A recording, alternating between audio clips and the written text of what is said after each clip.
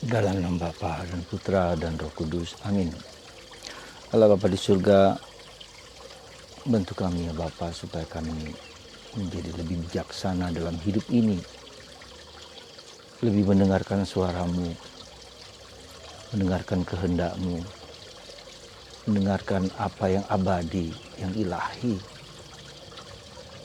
yang membuka mata kami hidup. Bukan hanya sesuatu yang nampak, yang lahiriah, tapi ada sesuatu yang lebih dalam.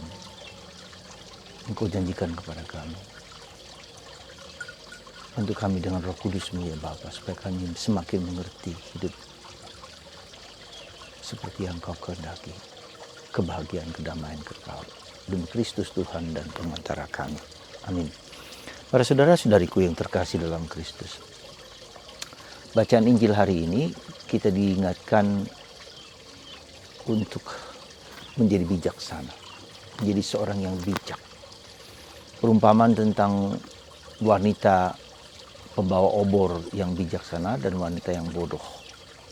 Ketika mereka menanti-nantikan kedatangan sang mempelai yang akan datang. 5 wanita yang bijaksana itu wanita yang membawa sisa, membawa persediaan berupa minyak. Ya. Sedangkan wanita bodoh tidak memiliki persiapan minyak itu. Dan mereka semua tertidur karena tidak tahu kapan datangnya sang mempelai itu yang akan datang memasuki gerbang kerajaan istana untuk pesta mereka. Tapi ketika mempelai datang, maka si 5 wanita bodoh itu minta kepada yang 5 wanita bijaksana untuk memberikan sebagian dari minyak-minyak mereka itu. Dan dikatakan tidak bisa. Dan apa yang terjadi, maka mereka pergi lagi untuk membeli dan mereka sudah terlambat untuk memasuki gerbang kebahagiaan pesta perkawinan. Simbol dari suatu suasana kebahagiaan kekal bagi orang-orang yang mempersiapkan untuk itu, yang menemukan hal tersebut. Saudara, apa maksud dari perumpamaan ini? Perumpamaan itu menjadi manusia bijak itu adalah manusia yang mendengarkan tanda-tanda zaman. Orang yang mencari the meaning of life.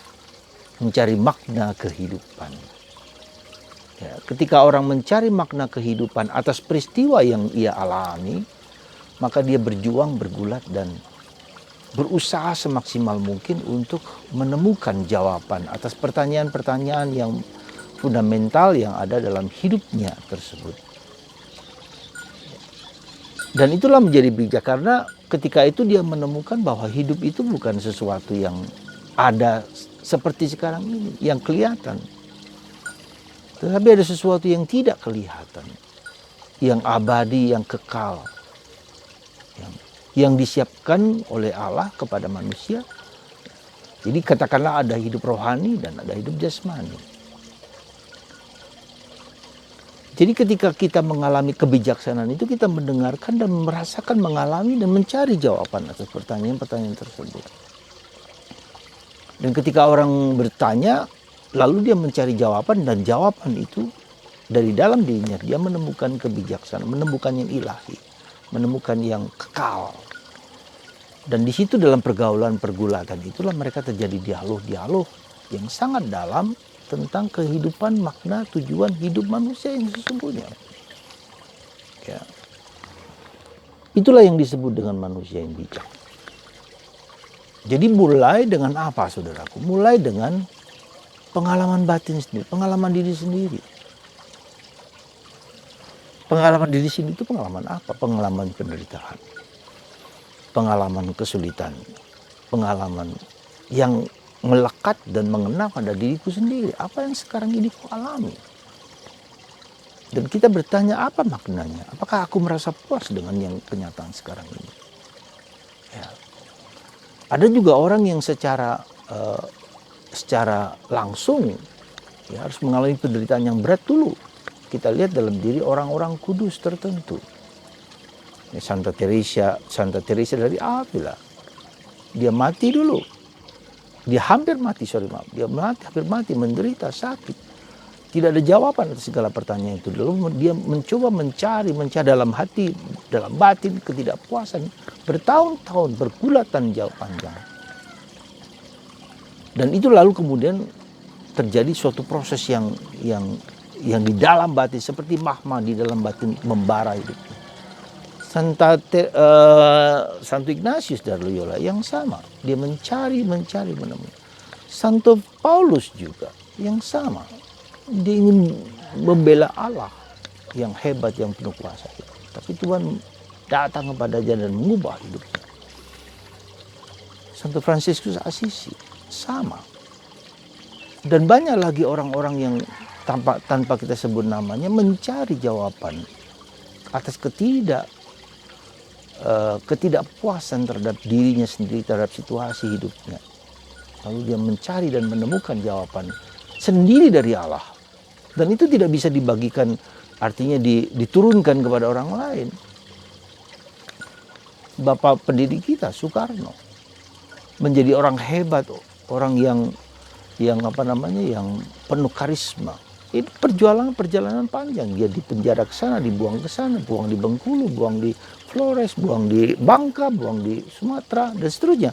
Perjuangan pergulatan itu yang membuat dia mengerti apa arti Indonesia.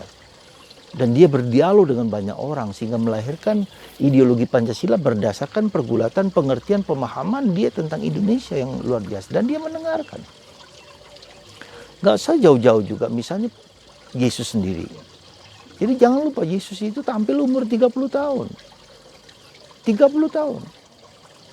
Jadi meskipun dia dipersiapkan oleh Allah dengan Roh Kudus, ya, lahir dalam rahim Maria. Tapi dia sebagai manusia juga telah bergulat 30 tahun dalam pergulatan, dalam perjuangan bersama Bunda Maria di Nazaret. Tinggal diam tanpa diketahui banyak orang, diam hening sunyi. Santo Yohanes Pembaptis 30 tahun juga di padang gurun, makan makanan di hutan dan seterusnya. Jadi saudaraku yang terkasih dalam Kristus, menjadi orang bijak itu adalah apa? Menjadi orang yang menjawab kebutuhan-kebutuhan, suara-suara dalam hati, dalam hidupnya, dan mencoba mencari jawaban dengan berbagai macam cara. Dan jawaban itu juga dengan apa yang kita sebut dengan orang menjadi berpuasa, orang bermati raga, orang pergi dalam kesunyian, pergi ke gunung, pergi ke hutan, diam bertapa di situ untuk mencari jawaban. Seperti Nabi Elia, Bapak Karmel, 3,5 tahun dia di Sungai Kerit. Bergaul dengan Allah dengan Yahweh. Ya. Dalam situasi yang tidak mudah.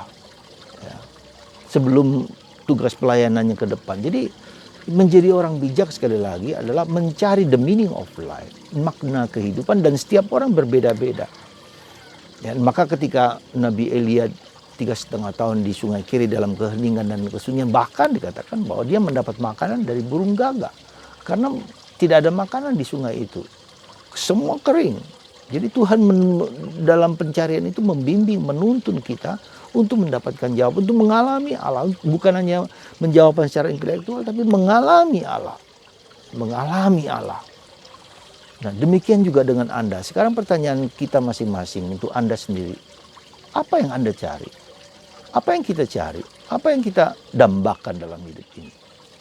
Ya mungkin pelan-pelan kita mencari jawaban. Pelan-pelan apa yang harus kita lakukan? Nah, dan yang kita lakukan itu sekali lagi saya sendiri harus mengalami. Tidak bisa memberikan kebijaksanaan, mintalah kebijaksanaan kepadaku, tidak bisa. Harus dialami sendiri. Kelima, gadis yang bijaksana itu dia mengetahui bahwa hidup itu bukan sesuatu yang nampak, yang lahiriah. Tantangan terbesar dari zaman sekarang ini, dalam milenial, dalam digital itu adalah hedonisme, materialisme, sekularisme. 3 hal itu. Apa yang dimaksud dengan materialisme? Segala sesuatu adalah materi. Yang seolah-olah memberikan kedamaian, memberikan ketentraman, memberikan kehangatan, memberikan apa saja yang kita butuhkan. Materi, yang kelihatan, yang nampak. sekularisme segala sesuatu di dunia. Hanya di dunia ini aja, nggak ada yang di surga. Di dunia, di balik dunia ini nggak ada, sekular. Dipandang dari sudut pandang duniawi. Ya, dan itu dikatakan oleh Paulus bahwa orang yang demikian ini adalah orang yang tidak layak menjadi muridku, menjadi murid Yesus. Karena memikirkan dari kacamata dunia, kacamata kita kacamata dunia. Maka terjadi peperangan, terjadi kegelisahan, terjadi malapetaka, ketidakbahagiaan, ya, hedonisme, semuanya kesenangan, hanya senang, senang dan senang. Saudara, bagaimana kita menjawabnya itu? Apa yang harus kita jawab? Silakan Anda sendiri, karena saya sendiri berbeda dengan Anda. Yang harus kita jawab Anda sendiri, kita sendiri yang menjawab. Karena itu yang menjadi dorongan kita untuk maju, untuk berkembang, untuk mencari jawaban tersebut. Tapi kita lihat ada prinsip-prinsip dasar, yaitu orang harus dalam keheningan, kesunyian, karena dia berdialog. Dan dia harus bergaul dengan sumber-sumber ilmu dalam kitab suci. Diam, hening, baca kitab suci, merenungkan apa yang menjadi di situ, bergaul dengan Yesus, dengan Allah. Bagaimana Yesus memberikan jawaban atas kehidupan kita tersebut. Ya.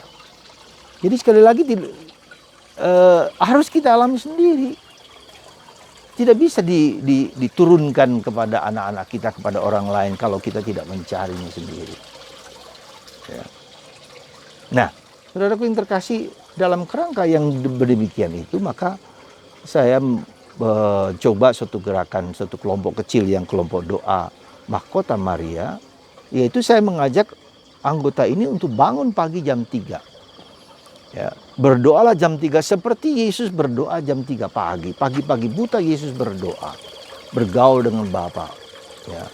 Ketika orang sedang tidur, sedang nyenyak, sedang enak-enaknya, maka kita berdoa. Apa saja, doa rosario, doa hening, baca kitab suci, diam, merenungkan, ya, membaca, menghayati, bergaul, dan apa yang kira-kira Tuhan sampaikan kepada kita. Nah, jadi di samping itu dengan berdoa itu, dengan doa hening, kita berdoa untuk gereja, bukan hanya untuk diri sendiri.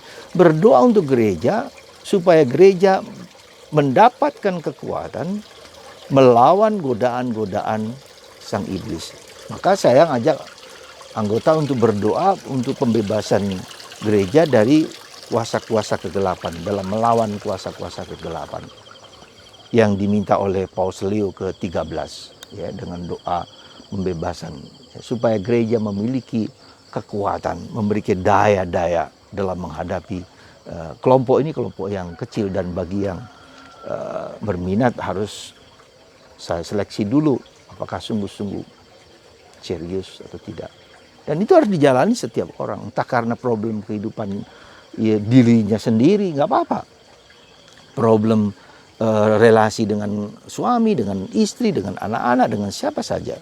Kelompok doa Mahkota Maria, Corona Marie. Ya. Nah, saya mengajak supaya kita lebih masuk ke dalam. Ya, kita tahu banyak tentang doa, tentang kitab suci, tetapi itu baru dalam tahap kepala intelektual. Nah, itulah sekarang, saudara. Bagaimana proses jawaban, setiap orang berbeda-beda, berjalan, mari kita berjalan-jalan bersama. Ya, dengan Tuhan, dengan kitab suci, dengan sabda Allah, dengan firman Allah. Dan ada orang yang sudah mengalami yang kedalaman itu. Ya. Dan memang harus dibimbing, dituntun, mendengarkan Roh Kudus. Jadi saudara, sekali lagi kita harus menjadi bijak. Ya. Apakah hidupku yang sekarang sedang kujalani itu sudah memberikan kepuasan, kedamaian, ketentraman? Memberikan sungguh-sungguh, inikah hidupku, panggilan diriku? Orang yang menemukan panggilan hidup, bahwa hidup itu bukan hanya hidup itu hanya sementara. Ada sesuatu kehidupan lebih daripada yang kita sekarang hadapi, keabadian, kekekalan. Mari kita jawab hedonisme, sekularisme, dan hedonisme, sekularisme, dan apa tadi satu lagi tadi lupa saya. Hedonisme, sekularisme, dan materialisme.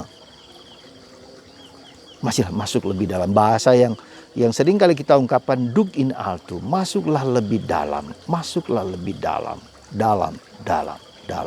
Dan Anda dipanggil untuk menjadi masuk lebih dalam dengan menjadi bijak, mencari jalan-jalan dan supaya kita dibimbing, dituntun.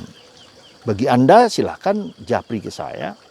Mungkin bisa nanti kita bimbing dengan WA bagaimana mengenal masuk ke dalam situasi seperti itu. Silahkan. Semoga kita semua menjadi bijak dalam hidup ini. Dan jangan sampai terlambat seperti seorang seorang desainer terkenal dari Meksiko atau Amerika Latin yang punya segala-galanya, tetapi akhirnya dia mati karena baru sadar kemudian bahwa itu semua tidak bisa memberikan kebahagiaan ketika dia sakit kanker. Terlambat. Tapi ya sudahlah, jangan sampai seperti itu Anda dan saya. Semoga Tuhan memberkati Anda dan memberikan roh kebijaksanaan yang harus kita cari, kita perjuangkan dalam hidup ini. Berkat Tuhan atas Anda semua dalam nama Bapa dan Putra dan Roh Kudus. Amin.